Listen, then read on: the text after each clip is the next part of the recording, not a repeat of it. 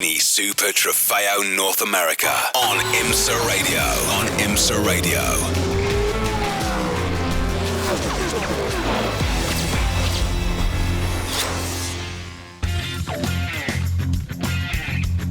Welcome in, Lamborghini Super Trofeo North America fans, the Indianapolis Motor Speedway.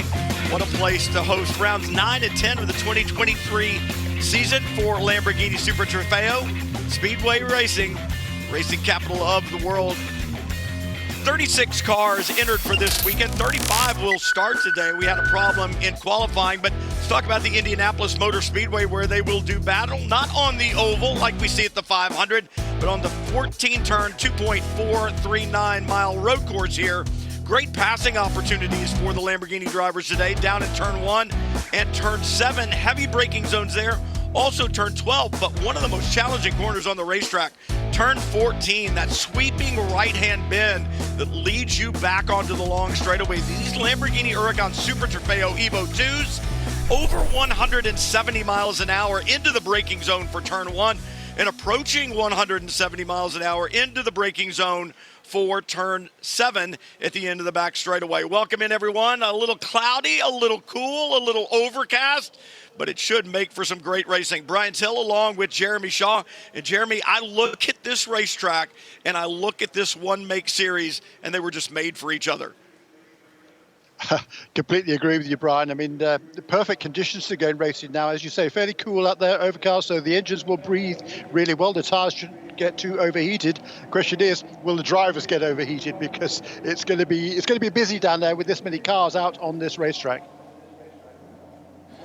Cool temperatures this morning in qualifying, about 56 degrees when they went out for the 2 qualifying sessions, 15-minute qualifying sessions that they have. So a little bit of different of a racetrack, Jeremy, right now, because we've had some rubber put down from the other series that are running here, and I'm going to be interested to see how the balance of these cars changes throughout the race and how it's changed since qualifying. Yeah, exactly right. It's not much warmer than it was during qualifying, but the qualifying sessions, both of them, there was 2 sessions this morning, each of 15 minutes. The first one to set the grid for this race today, the second 50 minutes to set the grid for tomorrow's race, but both were interrupted by a red flag.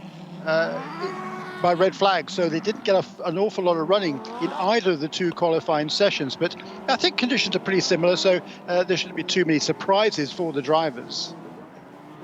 When I said 36 cars on the entry list, 35 will start this morning. Paul Nimshoff had a problem in the qualifying session number 1 in the 41 that he shares with Mark Miller, the Pro-Am entry out of Flying Lizard Motorsports. Not able to get that car back on the racetrack, so they will not make the starting grid, but there's going to be plenty of excitement throughout the 4 classes. And Jeremy, I think one of the biggest challenges is one pace lap here. You've got to get everything up to speed and get ready to go. Yeah, that's going to be a tall order for these guys, because it is fairly cool out there, so they've got to get some temperature into these Hankook tyres. We've got 35 cars, as you say. We've got 5 in the Pro-Am class. 5 in Pro, 10 in Pro-Am, which would be 9 now in actual fact, 10 in Am and 11 in LB Cup. So everybody running the same Lamborghini Huracan Super Trofeo Evo 2 version of this car. Well over 600 horsepower, plenty of horsepower out there. But 4 different categories of drivers. There's 21 cars out of the 20 of the 35 will be driven, have 2 drivers for this race. There will be a driver change halfway through this race, or around about halfway through the race. There's a mandatory pit stop, which has to be served anytime after 20 minutes and before 30 minutes into this 50-minute race. Let's run quickly through the pole sitters. The pole sitter in LB Cup is John Hirschberg for the second time, but first this season in car number 86. That's for Forte Racing, powered by US Electronics. He'll start 22nd. The AM pole sitter is Glenn McGee. He'll start 8th in car number 69 for Precision Performance Motorsports. For World Speed, a great effort by Carter Williams to qualify the Pro-Am car 22nd, car number 22, 4th on the grid. And on the pole position, the runaway championship leader for Wayne Taylor Racing with Andretti Autosport. That's Danny Formal in car number 1. Time to get things going. Lights out on the Lamborghini Huracan pace car. It is on pit road in the field onto the front straightaway. Kind of cheating drivers right, waiting to look for the green. It flies. We're racing at Indianapolis Motor Speedway. Lamborghini Super Trofeo. off and running, and they're going to have to review that start. Back in the field, it looked like some cars maybe passing before the line, down into turn one. Look at this field of beautiful cars, and a problem for the number one. Overshoots turn one just a little bit, does Danny Formal. Slides out to the outside, and that's going to allow Ryan Norman through. Yeah, and Gianno Torino taking advantage as well to duck down the inside into turn three and four there. So a good start initially by Danny Formal, but I think the experience there of Ryan Norman, who's raced around here in Indy Lights cars a few years ago, he was able to nail his braking absolutely perfectly and take over the lead of this race. So Danny Formal, having won every race this season, a perfect start. 8 races, 8 wins for Danny Formal and Carl Marcelli, who'll be driving the second stint in this race. He's got some work to do now. Still a long way to go, 49 minutes to go, in fact, of this 50-minute race. So for Danny Formal, he's got to put that little mistake down in turn one behind him, but he's let 2 cars in front of him.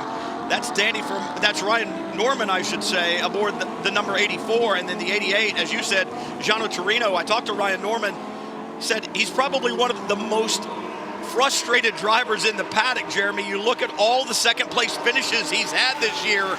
He wants to break up that perfect season that Danny Formal and Kyle Marcelli have had so far this year in pro. Yeah, he does. He's highly motivated to do that. He's been second way too many times, been second on 4 occasions this season. Twice he's had pole position, but not been able to translate it into a victory. There's Carter Williams, who did a great job in qualifying for World Speed, which is new to the championship this season. Qualified in the 4th position, slipped back a little bit at the start here. I mean, he doesn't have a lot of experience in anything other than open wheel cars, which he's driven all the way through his career up until now, but a very, very talented young man, just 25 years of age now. He's from Clovis in California, and he's battling there to get some heat into these tires and get up to the pace that he knows that he can run, which he showed in qualifying earlier this morning. Well, I think it's going to take at least a couple of laps to get these Hankook tires where you want them, both temperature and pressure-wise. Meanwhile, Norman continues to lead up front, but a great battle going on through turn 10 right now. The bright pink number 14 involved with that. The 77 with a pro entry, Jake Walker mixed in there amongst the Pro-Am competitors. This is a really, really tight go, and Jeremy, you've got to be careful. You've got to know who you're racing with. Is this for position in my class? How much do I risk? Do I want to try this move now or not? For these Pro-Am competitors with that pro car in between them, hey, you love to see him in there, right? If you're Andy Lee, you want Jake Walker in behind you, because that's going to put a little buffer between you and the nearest competitor in your Pro-Am category. That's exactly right. I mean, we've got 4 pro cars at the front right now. Then the next 5 are all Pro-Am. Then, as you say, Jake Walker in number 77, kind of in the middle of the Pro-Am cars. There's 2 more Pro-Am cars behind him. Then Glenn McGee, who's dropped back a bit from his starting position. He still leads in Am in 13th position overall in car number 69. Then there's another Pro-Am car. Then there's 4 Ams. And a little bit farther back down the pack, it's Ophir Levy, who's made a great start in the LB Cup to take over the lead from his Forte Racing, powered by his Racetronics teammate, John Hirschberg. So Ophir Levy, actually, he's in second place, just been passed by Graham Doyle in the Wayne Taylor Racing car number 10, as Alan Grossberg in car number 2 making his return to the series. We're going to come in together here.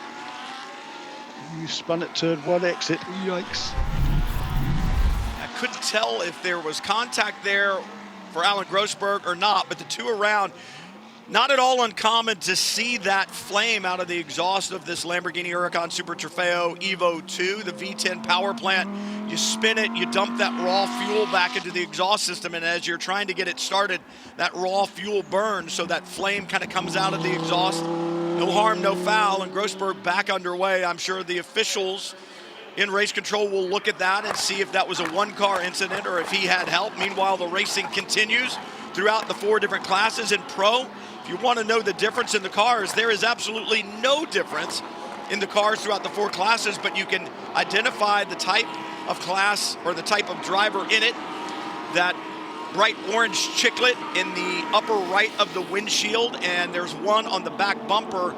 Orange means pro, yellow is Pro-Am, green is Am, and Blue is LB Cup. Obviously, the pros, the most experienced pairings or drivers in the field. LB Cup, the drivers with the least amount of experience. And I think that's the thing that's cool, Jeremy, about Lamborghini Super Trofeo North America, or really all throughout the world. Everybody's racing the exact same equipment. If you want to know how you're doing as you're coming up through the ranks and through the classes, you've got pro people, pro drivers in the exact same equipment that you can easily measure yourself against. Yeah, it's very cool, isn't it? And we've seen some tremendous racing this season with this Lamborghini Super Trofeo series. And yeah, so many cars. I mean, 35, 36 cars, huge fields, record fields this season. And you know, there's just tremendous competition. Other than up until now, the front of the field, because it has been all Wayne Taylor Racing. Well, it's still all Wayne Taylor Racing. It's Ryan Norman who now leads.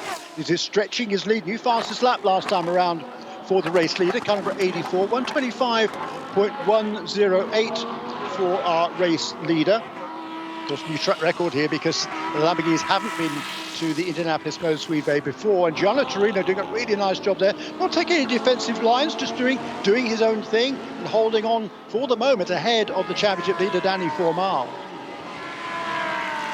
Understand Raymond DeVudy is going to have a 10-second time penalty added at the end of the race for a false start. He was out of his column formation when they crossed the line, but the battle up front is raging. Danny Formal up on the curbs through turn 7, the apex curb, trying to hang on to the outside of that number 88, that red, white, and green Lamborghini. He's passed, but does Torino have an answer coming off of 10?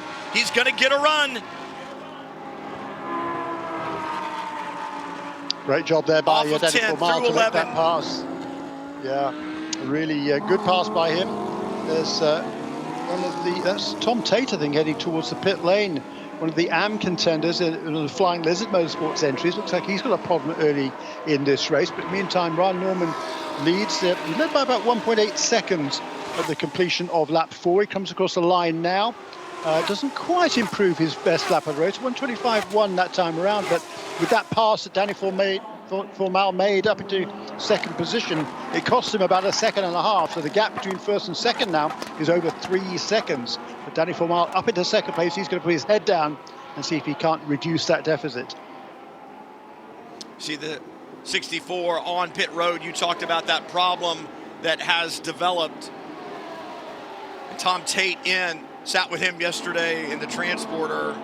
What a great guy. Really looks at his racing. Has a lot of experience from earlier in life, then went to work, made a career in the real estate development business, and now back to racing. And he said, Brian, this is the perfect place for me to be. The cars are an absolute ball to drive. They're very complicated, but he said, this is where I want to be right now. Unfortunately, a problem for him has him sitting on pit road right now. Looking at Andy Lee aboard that bright pink Lamborghini he shares with Slade Stewart. This is a great entry here. And remember, Jeremy, Slade Stewart won the championship in LB Cup last year. He moves up to Pro-Am with Andy Lee this year. A good, strong driver pairing. Very strong driver pairing, absolutely right. And really a shame for Tom Tate. He ran back in the old Formula Russell days against some really good guys. Did some Super V as well. About 30-odd years ago now, a long time ago, but he made his comeback to racing about 3 years ago in the Porsche Sprint Cup Challenge out on the West Coast, and had so much fun there. He decided to come here into Lamborghinis, and he's absolutely loving it. Doesn't have much luck going his way, but he's absolutely loving it. Great character. There's a new fastest lap again for Ryan Norman, our race leader, as we see car number 45. That's it's Rob Walker, I think, running off the road briefly there, hopefully at turn 10. Be able to get back going again.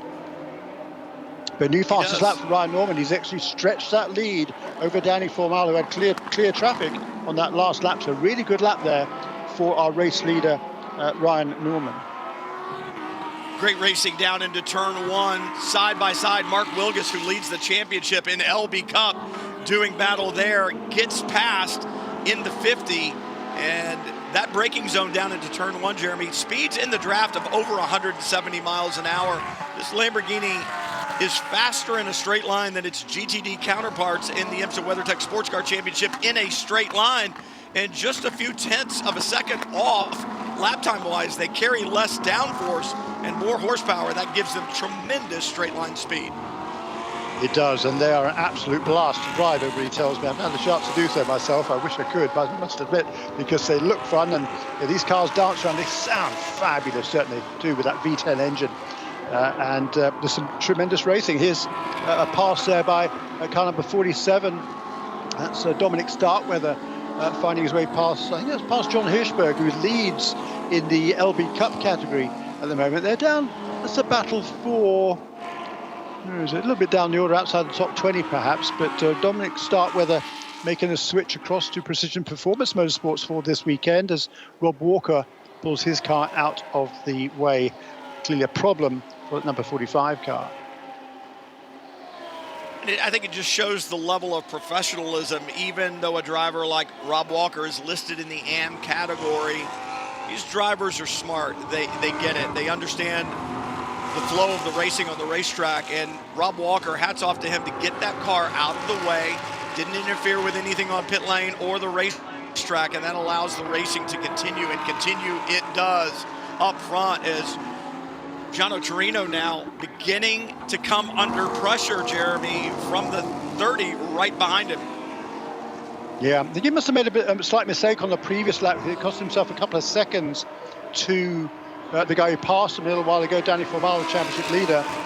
But he has managed to stay ahead just of Nico Jamin, and right behind those two is Nate Stacey, kind of 8, also for Wayne Taylor Racing, who is leading in the Pro-Am class, 5th place position overall in car number 8, the Oklahoman. Brian Till, Jeremy Shaw with you from the Indianapolis Motor Speedway. It's Lamborghini Super Trofeo North America action, round 9 of 12. And this weekend, the last 2 rounds on North American soil as Ophir Levy aboard the number 13 goes around and re-enters. Man, that really stacks up down there. He was running second in LB Cup. Giving up that position. Jeremy, oh, and then contact again there with the number 4. He just kind of closes down a little bit. Michael Manella aboard the number 4. I'm not sure Levy sees him. There was contact initially that turns Levy around. Yeah, that was Wesley Slimp who was right behind car number 9. So it looks like he maybe just lightly got into the back of a Phil Levy going in under braking for turn 12 there. And around goes that number 13 car. And Ophir is going to have that work to do again. So he was running second in the class to Graham Doyle in car number 10, another Wayne Taylor Racing entry. So Wayne Taylor Racing leading in 3 of the 4 classes, leading overall with Ryan Norman, leading in in Pro-Am with Nate Stacey in 5th position overall, and also in 19th for Graham Doyle, another youngster, in the number 10 car. Great racing around the Speedway here, and some good battles going through 7, 8, 9. But let's talk championships for just a moment, Jeremy. Danny Formal, Kyle Marcelli, they lead in the Pro Championship. Keon Tandon leads in Pro-Am. Anthony McIntosh, Glenn McGee lead in the AM Championship. And Mark Wilgus leads in LB Cup. But you mentioned the pit stops earlier. It's a required pit stop. We talk about this in every Lamborghini Super Trofeo event. That pit stop has a minimum pit time. If it's a 2-driver pairing, it's 112 seconds on pit lane. If it's a single driver in the car, as the 82 has an issue, if it's a single driver in the car, it's 115 seconds on pit road from the time you enter the pit lane until the time you lead. And the reason it's important, especially this weekend, Jeremy, I'm looking at the pro category right now as they run on the racetrack, and Ryan Norman has a 4.5 second lead. That's the 82 that goes around there in turn 1, all on his own. No harm, no foul, trying to get that 611 horsepower to the ground. And Marco Cerrone just gets it a little bit wrong. The cars do have traction control, but they won't save you if you're off throttle. And I got to believe he probably came off throttle to try to get it gathered up, and at that point in time, you're on your own. But back to the lead that Ryan Norman has, Jeremy, it's now 5.3 seconds. What has been his Achilles heel all year long? It's that he comes in on pit stops, sometimes with the lead, but less than a 3-second lead, and he's had to sit on pit lane 3 seconds longer than Formal and Marcelli has, and he's lost out on pit road. Is that going to happen today? Yeah, he certainly hopes not, and that's why he's pushing as hard as he is right now. He's actually extended his lead when he got past the caliber 88 of Gianna Torino. That was on the 5th lap. The gap from first to second was 3.4 seconds. It's now 5.3, so Ryan Norman has really got his head down. He wants to make sure he's got a comfortable gap coming into the pit stop. He doesn't have to change drivers, doesn't even have to get out of the car. He does have to serve that minimum pit stop time, and that time is from the moment there's a pit lane line entry, another line at the exit, the time between those 2 points. That is the minimum time that they have to meet. So he's got a good margin now. He's got 5.3 seconds, so it's plenty of time to come in, have a relaxed pit stop, and not cut it too fine to that 115-second mark before he exits the pit lane. In 5th position overall, really good run here for Nate Stacey from Oklahoma. In that 5th position overall, he leads in the Pro-Am class by about a second over Joel Miller in the 47 motorsports entry. That's kind of a 55. And then in 3rd position is John Capestro Dubetz in caliber 46. Great to see him back in this race. He had a horrific crash at Road America a couple of events ago, head on into the wall at the exit of turn 12 when he was tagged by another car. Broke a couple of vertebrae in his back, and remarkably, certainly less than 2 months later, back at the wheel of a racing car this weekend, running in 3rd position in the Pro-Am class in caliber 46. I talked to JCD, John Capestro Dubetz, yesterday and again this morning. He said, I feel fine. You know, I know I'm going to have some issues later in life, and my back will probably be sore at times, but I'm fine and I'm ready to go racing. I don't have any PTSD from the big hit that was there. I'm not afraid to get back in the car, and he showed it in qualifying today, running up in the top 3 and now on the racetrack having a good go of it. Speaking of a good go, the 77, the 22 having a good run. That's Jake Walker aboard the 77 in Pro.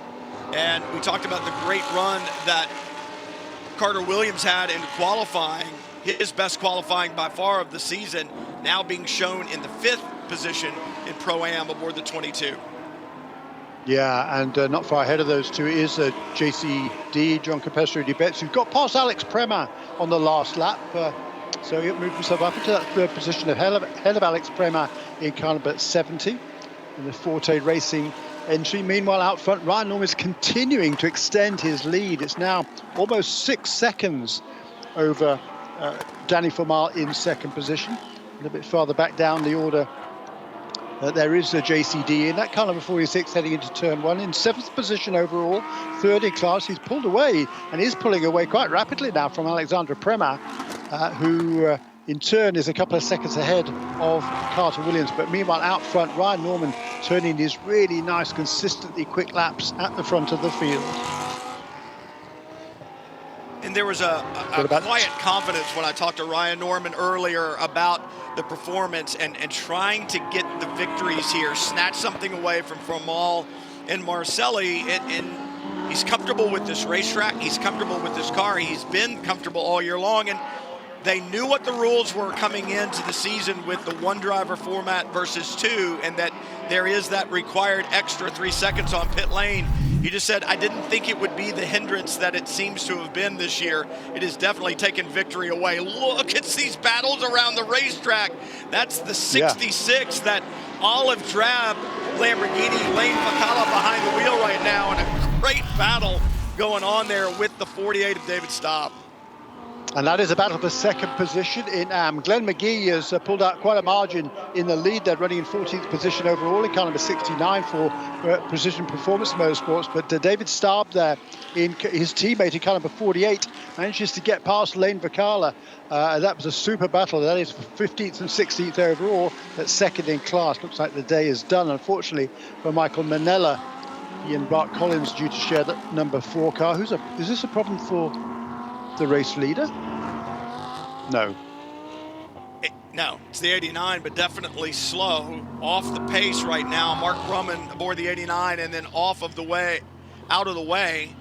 Tons of gas on the side of the car. I don't think he's out of fuel, and that's probably an appropriate message there, but seems to have lost drive for some reason. No smoke from the back.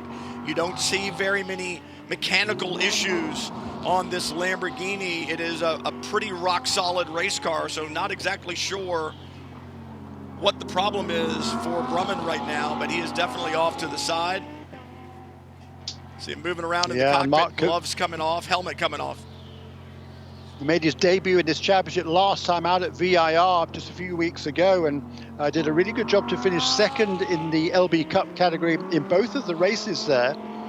So he's adapted very, very quickly to these cars. Been driven a bunch of different race cars in the past, but not been racing regularly, certainly not in the professional ranks.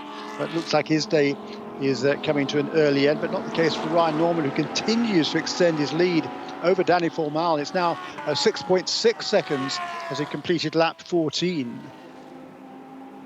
Pit window is now open. We talk about the required pit stop.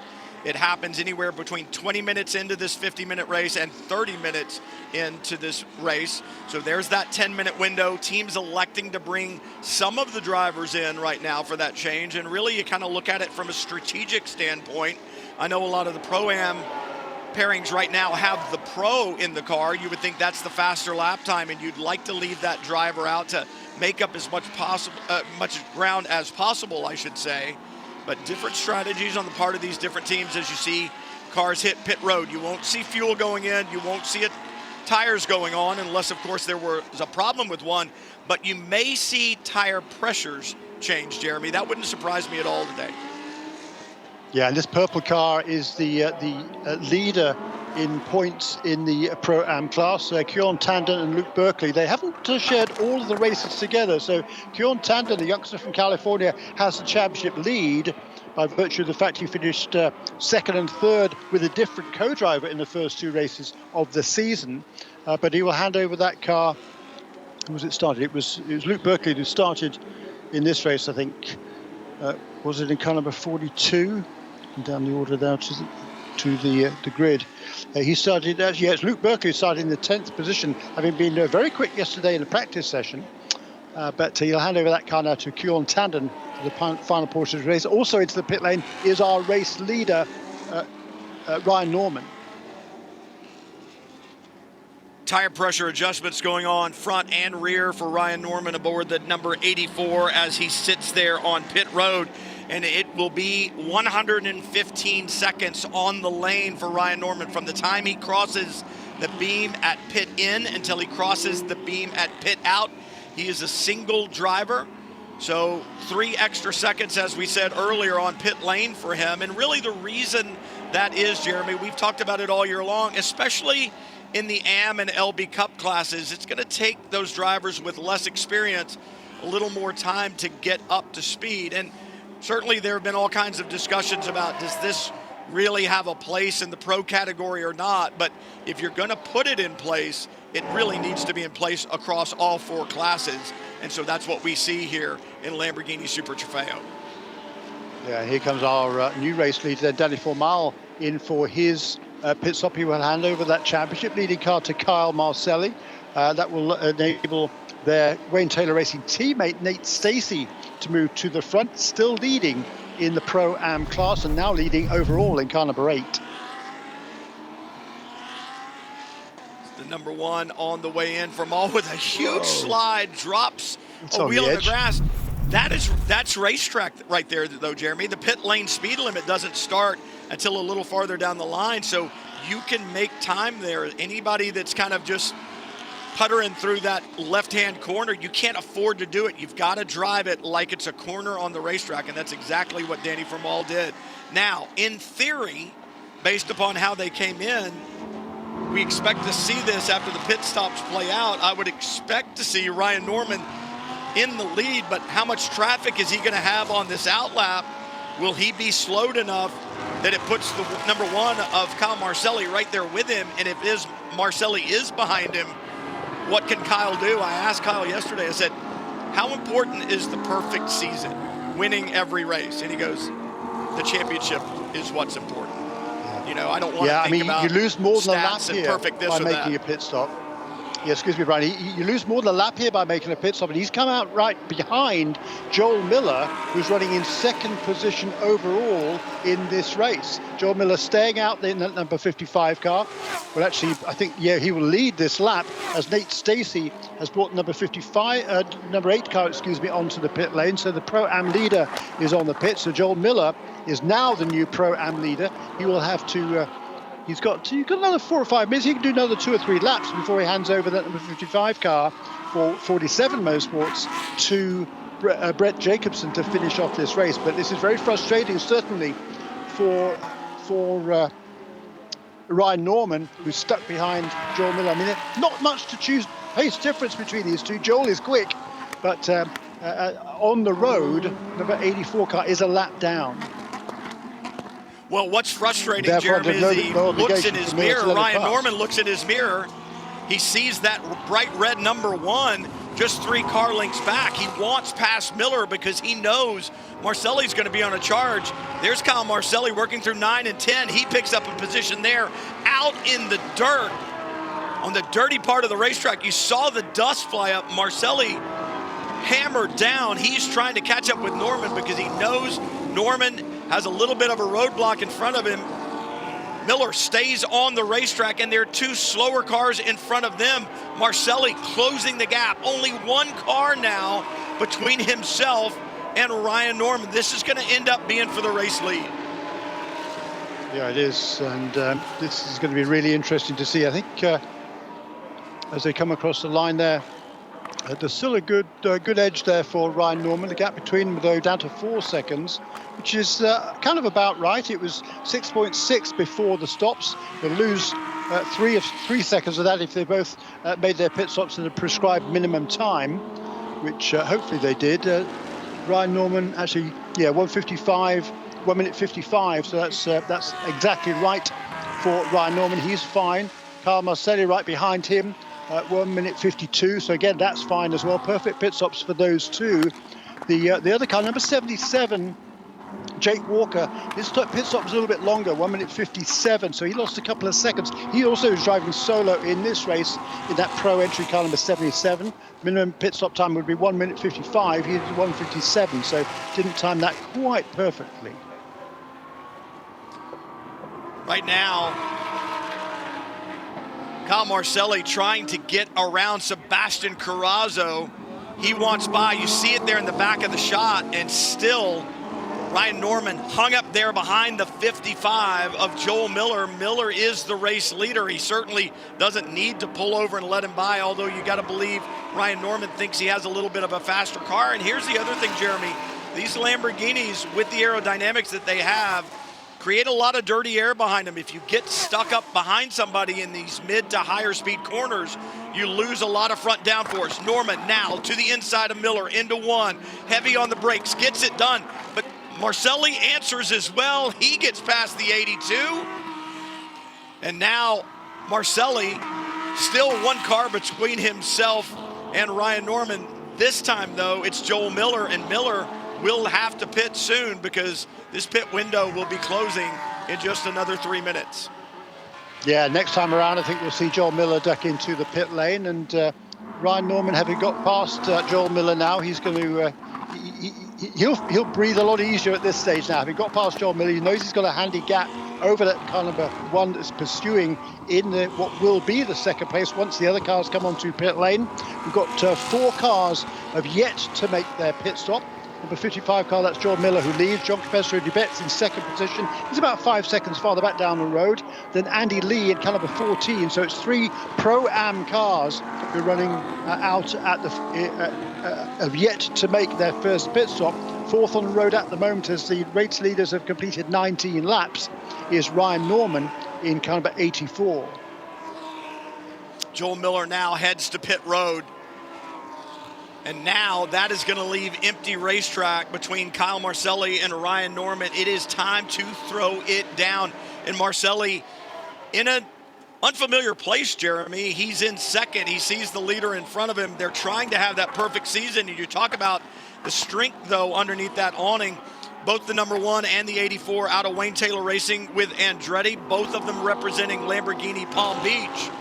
But Ryan Norman doesn't really care about teammates or dealerships right now. He cares about breaking that win streak and finding his first victory of the season.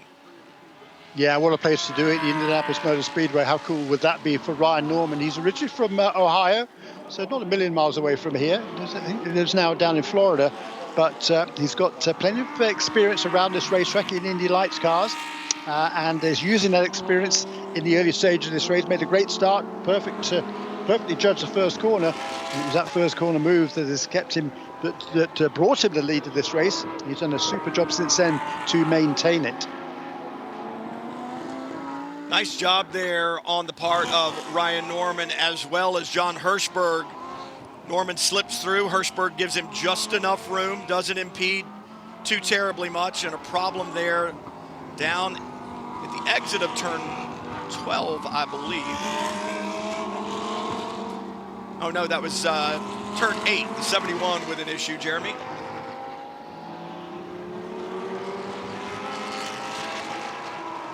Chris Cuevas aboard that white number 71, gets it back on track. No harm, no foul. It's going to take a little while to get some of that grass off those hand-cooked tires.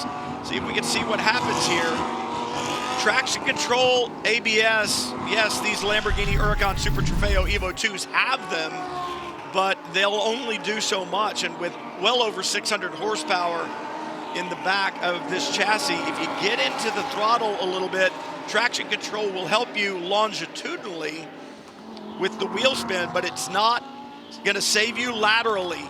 Is that the number 1 that was off? Was that Kyle Marcelli at the exit of turn 6? Whoops. It is. Yeah, wow. That, was it? Well, we knew he was pressing, Jeremy. We knew he was pressing really hard. He was.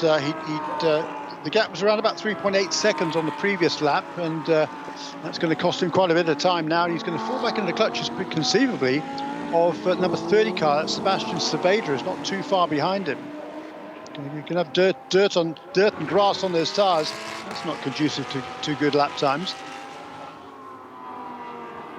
Not at all, and that's a rare mistake, but it gives you an indication of just how badly Kyle Marcelli was wanting to catch Ryan Norman. From a championship standpoint, Jeremy, you think, well, the championship is pretty well wrapped up for Marcelli and Danny Vermael. They just need to show up, start races, finish races, and the championship will be theirs. But it shows you the level of competition that they have, and that is they do want to still win all the races. They want to go out at the end of this season not only with a championship but some records as well. And really talking to Kyle yesterday, he said, you know, Danny and I have to be careful about being too competitive with each other. We push each other, we drive each other. Did we just see a rare mistake for that very reason? Well, yeah, good question. But certainly it's a rare one there. I mean, they both made a mistake during this race, which is unusual. Unusual for either of them to make a mistake. They've both done it in the same race.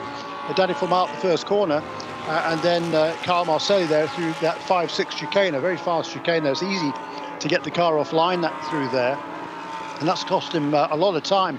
It cost him well over 7 seconds, 11.2 the gap between first and second last time around. And the car number 30, similarly coloured car, red, primarily red car, that's the IMSA Motorsports machine of Sebastian Saavedra, former IndyCar driver, not too far behind them in that third position overall and third in the pro category.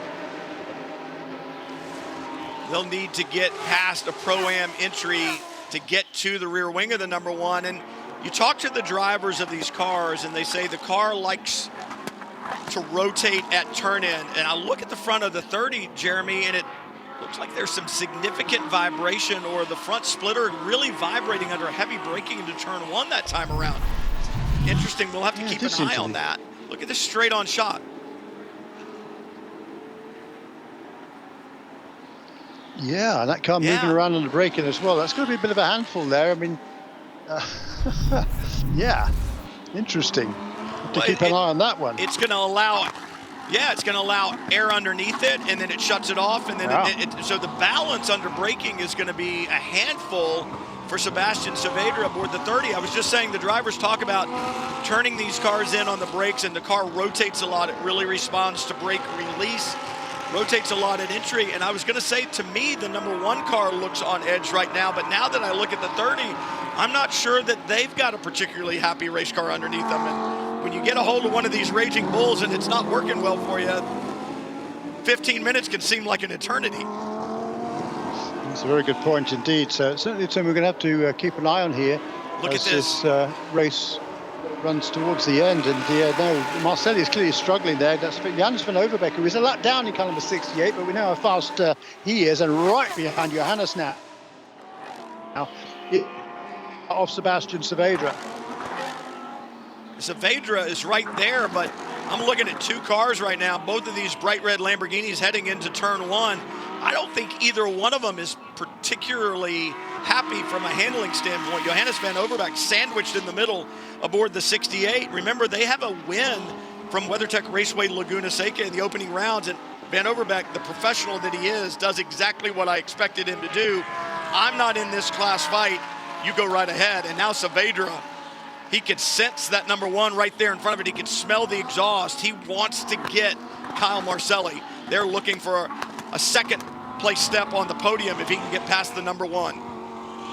That's right. The best finish so far this season.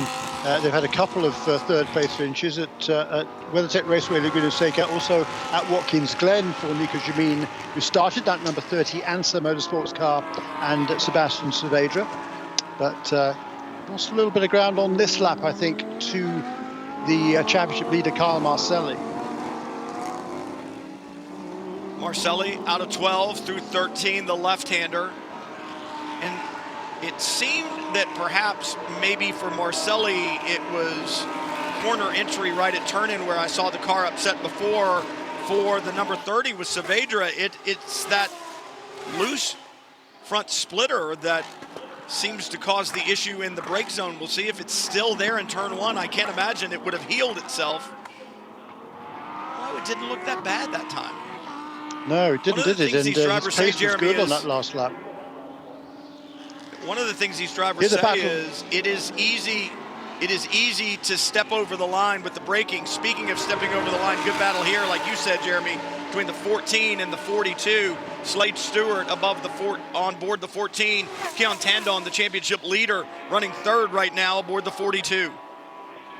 Yeah, and right with him also is Anthony McIntosh, car number 69, who's leading in the AM class as well. He's got to make sure he doesn't get caught up in that battle.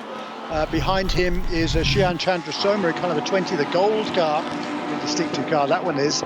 He's also running in Pro-Am, having won last year's AM Championship. There's a late lunge down the inside for number 11. I think that's Raymond Davudi, who he served a penalty early on in this race, didn't he?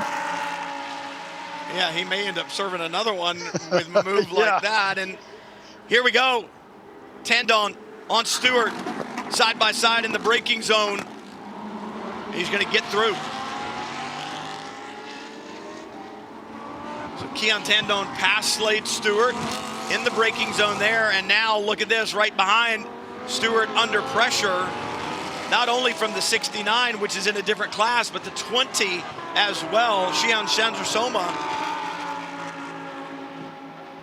Chandrasoma is now right there, Jeremy. He's not only right there, he's about to be by.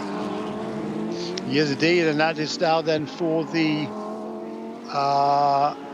third position, I think, in Pro-Am. So Slade Stewart lost a couple of positions down in the last lap. It's still Nick Persing who leads in Pro-Am. He took over from Nate Stacey, and he's got a very handy margin over the rest of the field in Pro-Am. Nick Persing in car number 8, running into 5th position. Last week he tied up the Blue Marble Radical Cup Series title as well, so he's had a really good week. That was with the Indy cars at WeatherTech Raceway Laguna Seca. Meanwhile, out front, Ryan Norman got 11 minutes to go in this race, and he's extending his lead still more over Kyle Marcelli in 2nd position. I think after Marcelli had the off at the exit of turn 6, the balance of the car has gone even further awry, and I feel like it probably did beforehand. That's probably why we saw the number 1 car off. At this point in time, you just kind of look at it and say, unless we get full course caution that brings the leader back to me, I need to focus on getting this car home and home in front of the 30, because Saavedra had really been applying the pressure. I did talk to Nate Stacey earlier about Nick Persing, and he said, you know, he's just a sponge. And I love the fact that he will tell you that he doesn't know things and he wants to learn. Help me. How do I get better with this? How do I get better with that? And Nate, very, very complimentary of his co-driver, Nick Persing, and Persing out in front right now in Pro-Am. Yeah, and it's fun to hear Nate Stacey coaching other drivers. I mean, he made his start in this sport in Spec Miata at age 12. He's now the grand old age of 23 is Nate Stacey, but yeah, real talent. He won in 2020 the Michelin Pilot Challenge Series. It's also going to be racing this evening in a 4-hour race here at Indianapolis. So Nate's got a lot of experience nowadays and a really good head on his shoulders as well. And he's certainly guiding Nick Persing very nicely. Nick's just 19 years of age from Morgan Hill in California. So not too far from WeatherTech Raceway Laguna. Oops, there's a big lunge down the inside by David Staub again, who is running, where is he in the AM class now? His 3rd position in the class. It was a lap car that he was dicing with.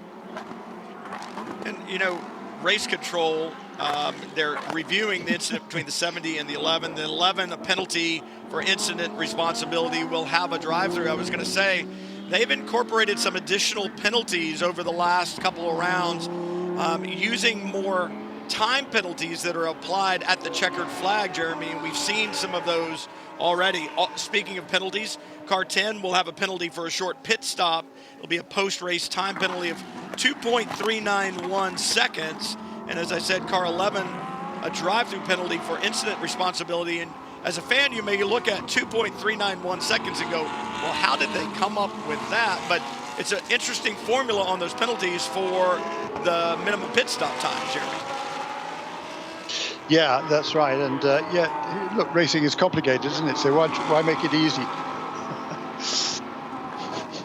If you're over a second past the pit stop, it's a drive-through. If you're under it, it's a multiplier, right?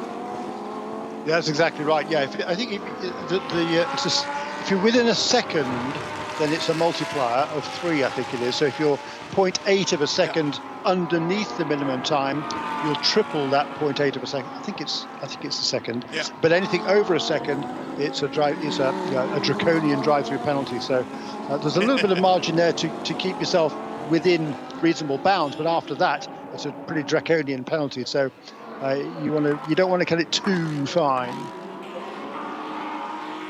Man, you're looking at Sebastian Saavedra just a moment ago trying to work his way forward and get back to Kyle Marcelli, and he was struggling to get around Sebastian Carrazzo aboard the 82. Carrazzo has been a pretty tough customer all day long as the leaders have worked through, and he certainly wasn't giving any favors to Saavedra. Car 13 will have a time penalty for a short pit stop, 1.362 seconds at the race end. And we understand car 30, that's the 3rd place car of Sebastian Saavedra. They too will have a 2.013 second penalty for a short pit stop. So, I mean, there is a way. They've got a timer on the dashboard, and they know when to release, and they know when to get back out on the pit lane. But as you can see, just a couple of tenths off on that minimum pit stop time is, it'll cost you, Jeremy. It'll cost you dearly. And for Sebastian Saavedra, he was trying to catch Kyle Marcelli, but not only would he have to catch him and get by him, he'd have to clear him by a couple of seconds to not have that penalty move him back in the final results.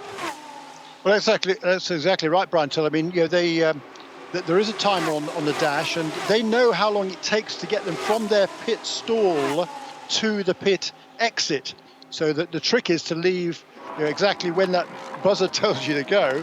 But if you get away with a bit too much alacrity off the standing start there, out of your pit box, you can break that beam too soon, and that's what's happened there. And the bad news for Sebastian Saavedra, the good news is he made up enough time on that last lap to extend his lead over the number 88 car of Lucas Peterson, who's taken over from Gianno Torino, to overcome that penalty. I think you said it was 2.1 seconds. As you said it, the gap between the cars on the previous lap was 1.9. But now, on this last lap, Saavedra's extended that margin to 2.7 seconds. That would be okay. He would be able to finish where he is and maintain that third position. But Lucas Peterson is going to be certainly pushing hard now in car number 88 to try and reduce that deficit.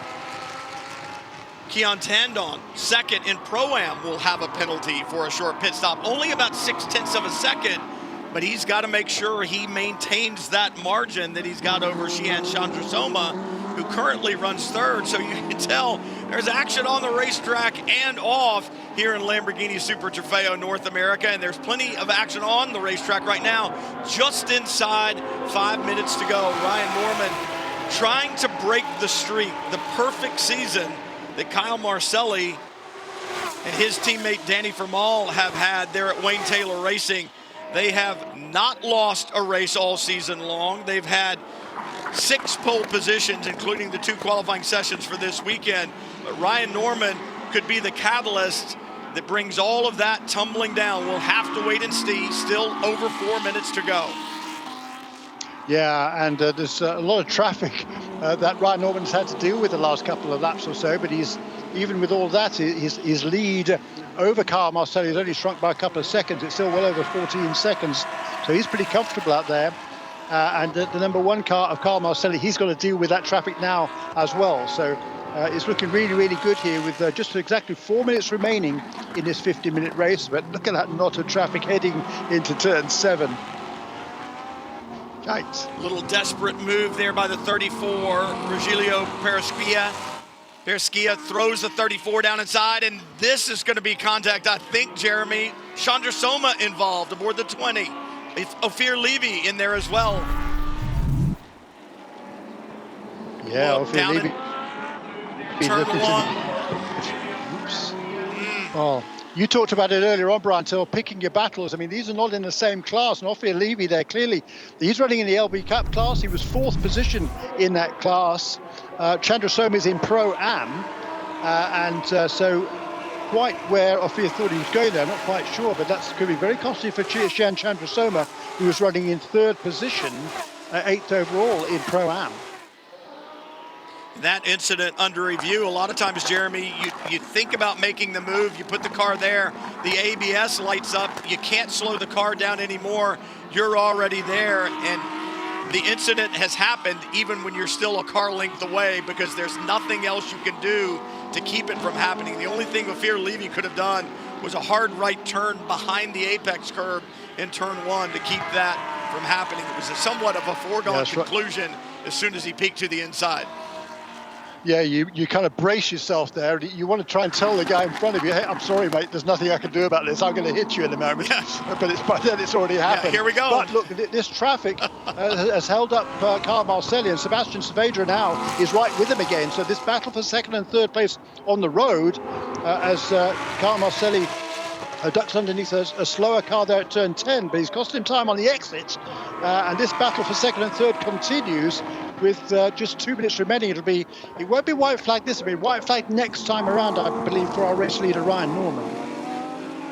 Well, one thing's for certain, Cam Aliabadi aboard the number 99 will not get a Christmas card from neither Kyle Marcelli or Sebastian Saavedra because he put himself right in the middle of that battle and did nothing to help those 2 competitors out in a completely different class. So I'm sure there may be some words spoken after that, and Saavedra now back on the hunt, trying to chase down the number 1. And you can see it right there again, Jeremy. If Sebastian Saavedra gets on the brakes too hard, perhaps that's the ABS that we see shuttering the front end of that 30, that bright red number 30 that's right there behind the bright red number 1 of Kyle Marcelli. That could be the indicator of the ABS, and you can kind of, sometimes we see it, sometimes we don't. True that, yes, exactly right. And it's a good battle. I think Kyle Marcelli's got his He's got some clear, finally got some clear road ahead of him now. But the gap from himself to the race leader, it was around about 16 seconds and fairly constant for quite a while. It's now out over 20 seconds last time around, as Ryan Norman just cruises onward towards what he hopes is a checkered flag. The one thing Kyle Marcelli, Danny Vermael have had all year long is the white flag flies for Ryan Norman, 2.3 miles, 2.4 miles around this Indianapolis Motor Speedway road course. And he'll see the checkered flag first, take his first win of the season if he gets there. This battle still rages. What I was saying about Marcelli and Danny Vermael is they've had a very, very consistent car all year long. And I've not seen that here today, Jeremy. No, it's certainly been a bit more of a struggle, hasn't it, for those two? But it would have been helped, of course, by Kyle Marcelli running off the road there, over the curb and through the grass at turn 5, 6 with about a dozen laps or so ago, which, that would have been an interesting ride for him. And who knows whether he might have picked up something in that grass and in that dirt and over that curb to affect the aerodynamics underneath that Lamborghini car number 1. For Ryan Norman, out of turn 10, he'll enter the Speedway portion, up the banking. Heavy braking for turn 12, the left-hander. Out of there in third, a short shift to 4th gear as he heads towards turn 14. The right-hand sweeper up to 5th gear on the front straightaway. Ryan Norman, Wayne Taylor Racing with Andretti, they have done it. They have broken the streak. Ryan Norman wins at the Indianapolis Motor Speedway. The first victory of the year for Norman, and the first time all season long we have not seen the bright red number 1 cross the line first. But Marcelli still on the podium, a second place, but hard fought, while Sebastian Saavedra right there with him. And you look back to Pro-Am, what a great job by Nick Persing and Nate Stacey. Nate Stacey had to run the last weekend on his own. That moved him up to the pro category because Persing wasn't here. Persing back here at Indianapolis this weekend, and he and Nate Stacey take the win in Pro-Am. You look back to the Am category as well. Good run there. Anthony McIntosh, Glenn McGee lead the championship, and guess what? They win here at the Indianapolis Motor Speedway. Anthony McIntosh will take the 69 across the line first. They'll celebrate another victory, and that will move them farther ahead in that championship. And an LB Cup winner there, Graham Doyle. What a young man. His victory here, his grandfather involved in racing, Jeremy, at a very high level.